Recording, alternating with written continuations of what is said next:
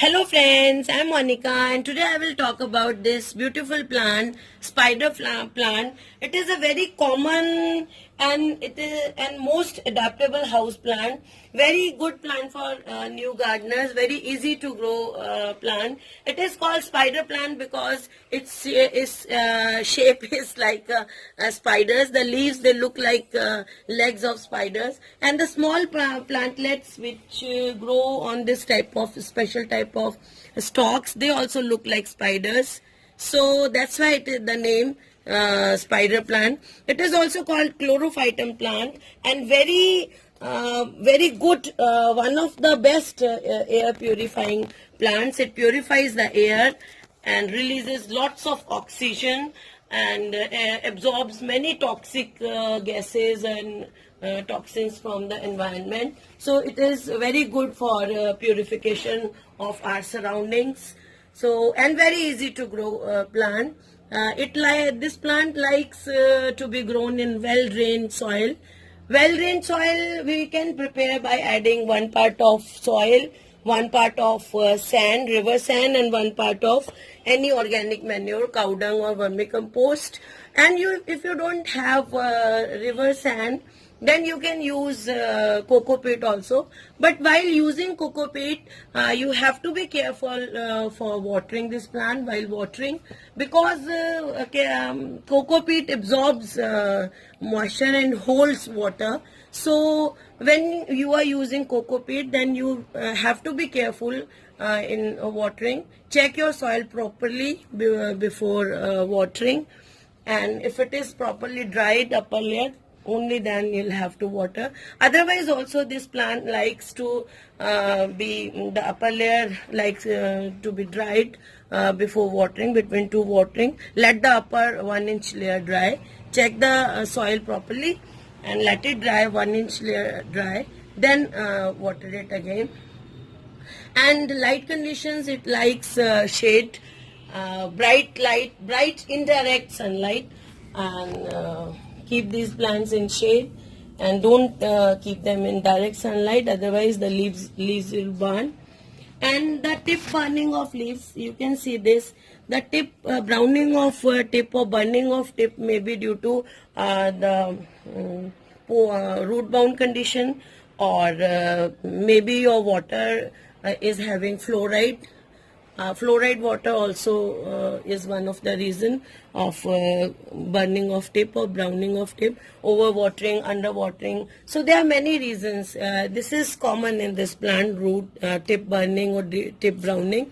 So water your plant always with any filter water or rain water. Don't use tap water. If there is no other option, then take the overhead tank water. Don't take the direct supply water to water these plants, and water with room temperature water. Don't use cold water. And this is the light and water requirement of your plant.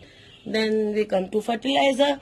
I always fertilize all the plants twice in a year. Once in September and once in February. And in these 2 times, I give good amount of fertilizer to my plants. Suppose, for example, like this, in a 12-inch pot, I will give this amount of vermicompost or cow dung fertilizer. So for all 12-inch pots, I'll give this much of fertilizer.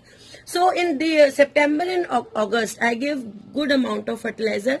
Then in whole year, every month I give, September and February, I give good amount of organic fertilizer to all my plants, perennial plants. And then every month, the whole year, every month I give 1 handful of fertilizer to all my perennial plants. That is how I fertilize my plants. And after that, every 15 days, I usually give organic liquid fertilizer to all my plants.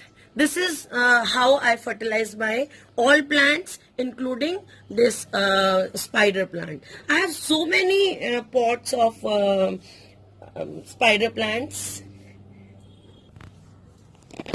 Look at these plants. It is a plant.